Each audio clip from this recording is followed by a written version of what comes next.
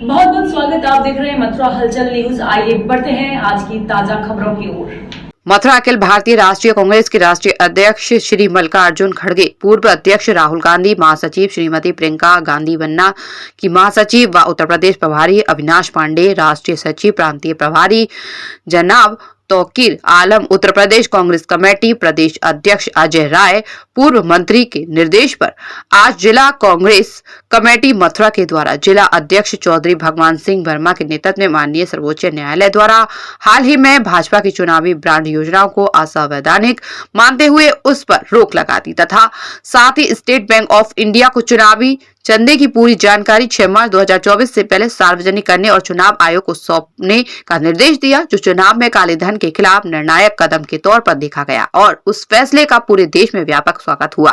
परंतु भारतीय state bank के द्वारा मोदी सत्ता के दबाव में आकर चुनावी बॉन्ड की जानकारी देश की जनता से छुपाने की गर्ज से जानकारी को सार्वजनिक करने के लिए 4 माह का समय मांगा है, जिससे भारतीय जनता पार्टी का भ्रष्टाचार चुनाव से पहले उजागर न हो सके, जिसके विरोध में भारतीय स्टेट बैंक की शाखाओं का कांग्रेसी कार्यकर्ताओं के द्वारा घेराव किया गया। जिला अध्यक्ष चौधरी भगवान सिंह वर्मा के द्वारा अपने जिला कमेटी के पदाधिकारी व कांग्रेसी कार्यकर्ताओं के साथ सिविल लाइन स्थित भारतीय स्टेट बैंक का घेराव किया गया। इस दौरान जिला अध्यक्ष चौधरी भगवान सिंह वर्मा के द्वारा कहा गया कि मोदी सरकार अपने भ्रष्टाचार जो उसके द्वारा चुनावी बॉन्ड के माध्यम से किया गया है उजागर नहीं होने देना चाहती। इसी कारण से भारतीय स्टेट बैंक के द्वारा मोदी सरकार के दबाव में आते हुए चुनावी चंदा की जानकारी को सार्वजनिक करने से रोका जा रहा है। भारतीय स्टेट बैंक के द्वारा सरकार के दबाव में आकर 4 माह का समय मांगा गया है, तो इस बात से सिद्ध हो जाता है कि सभी बैंकों में डिजिटाइजेशन हो चुका है और सभी बैंकों में समस्त खाता डिजिटल हो चुके हैं।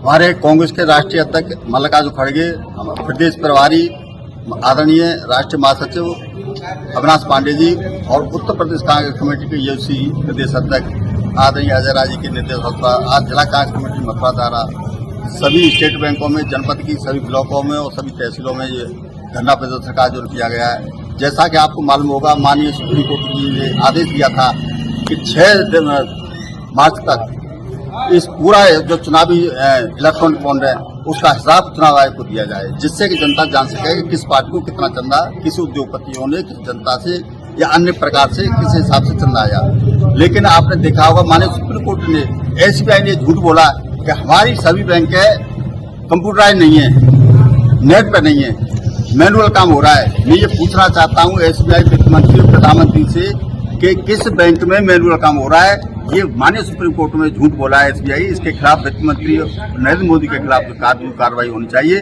और इनको आरबीआई गवर्नर को तुरंत सस्पेंड कर देना चाहिए, बर्खास्त कर देना चाहिए। ऐसे गवर्नर की जरूरत नहीं है जो माननीय सुप्रीम कोर्ट में झूठ बोले।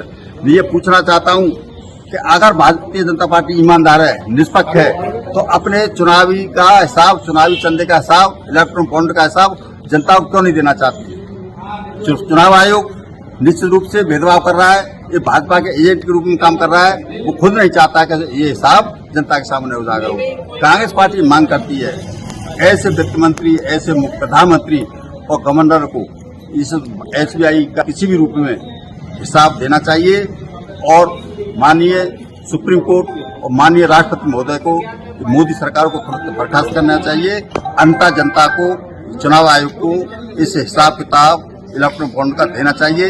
लेकिन जानबूझकर इस भ्रष्टाचार को छुपाने के लिए, आपको मालूम है 2 महीने में चुनाव हो जाएंगे, चुनाव के बाद जून की तारीख में है, तो भ्रष्टाचार को छुपाना चाहते हैं। झूठा हल्फनामा सुप्रीम कोर्ट में दिया गया है कि हमारा काम मैनुअल हो रहा है, हमारा कंप्यूटराइज नहीं है। ये सभी पूरी जनता जानती है, सभी एसबीआई जानती है, माननीय सुप्रीम कोर्ट की भी नॉलेज में है और चुनाव आयोग की भी नॉलेज में। आज हमारे देश में कोई भी बैंक ऐसी नहीं है जो मैनुअल हो, केवल और केवल कंप्यूटराइज और नेट पे है। चाहे तो एसबीआई केवल और केवल 5 मिनट में पूरे देश का हिसाब अपने बटन दबाते ही उस पर आ जाएगा नेट पे, लेकिन ये जानबूझकर टाइम देना चाहते हैं। लेकिन कांग्रेस पार्टी जनता के सामने एसबीआई को, वित्त मंत्री को, प्रधानमंत्री को जे बेईमानी जो कर रहे हैं उसको जनता के सामने लाएगी और निश्चित रूप से 2024 में मोदी सत्ता से बाहर होगी और कांग्रेस पार्टी सरकार में रहेगी। माननीय राहुल गांधी देश के प्रधानमंत्री होंगे, निश्चित रूप से भ्रष्टाचार की हार होगी और ईमानदार कांग्रेस पार्टी की जीत होगी।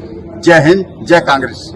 जय गुरुदेव हॉस्पिटल महोली रोड मथुरा। हमारे यहाँ minor OT, emergency, ICU, PICU, NICU, सभी प्रकार के सीटी स्कैन, एक्सरे, अल्ट्रासाउंड, अत्याधुनिक पैथोलॉजी लैब, प्राइवेट एवं जनरल वार्ड, डीलक्स रूम, महिला चिकित्सकों द्वारा डिलीवरी सुविधा, आंखों का ऑपरेशन, दांतों का उपचार, सभी प्रकार के ऑपरेशन, उचित दर पर दवाइयाँ, 24 घंटे एम्बुलेंस सुविधा।